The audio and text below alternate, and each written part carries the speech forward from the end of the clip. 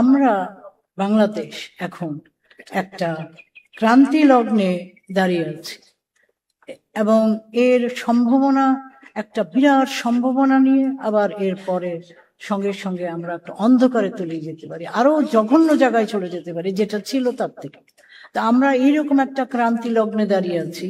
এটা একটা ঐতিহাসিক সময়। এই সময় জাতির জীবনে খুব একটা আসে না।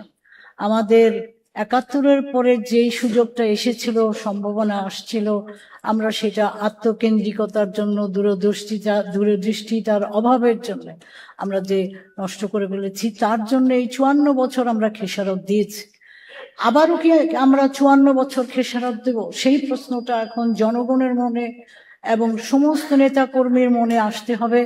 এবং এই সময়ে একটা হেলাফেলার সময় না, এই সময়ে একটা টিমিড রেসপন্স বা এই সংসদে গিয়ে কিছু কথা বলা, বেরিয়ে আসা, ঢোকা, আবার এইটাতে হলে হবে না। এটা রাস্তায় নামতে হবে। কারণ আমরা একটা বিপদে আছি। বিপদটা কি? সেটা হচ্ছে এই ক্রান্তি লগ্নে একটা দল ক্ষমতায় আসছে 2/3 মেজরিটি নিয়ে। 2/3 মেজরিটি হচ্ছে, আমি মনে করি, একটা কিলার অফ ডেমোক্রেসি।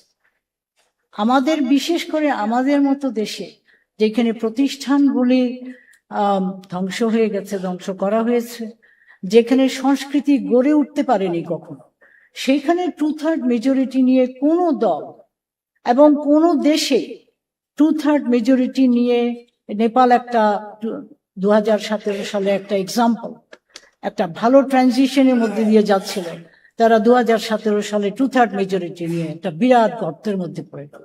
তার কারণটা হচ্ছে পাওয়ার করাপ্টস। আর আপনি যখনই একটা দলকে বিরাট পাওয়ার ক্ষমতা দেবেন, তার পাওয়ার ক্ষমতা অবশ্যই তাকে করাপ্ট করবে। সে তার নিজের দলকে ঠিক রাখতে পারে না এবং দেশকেও শাসন করতে পারে না।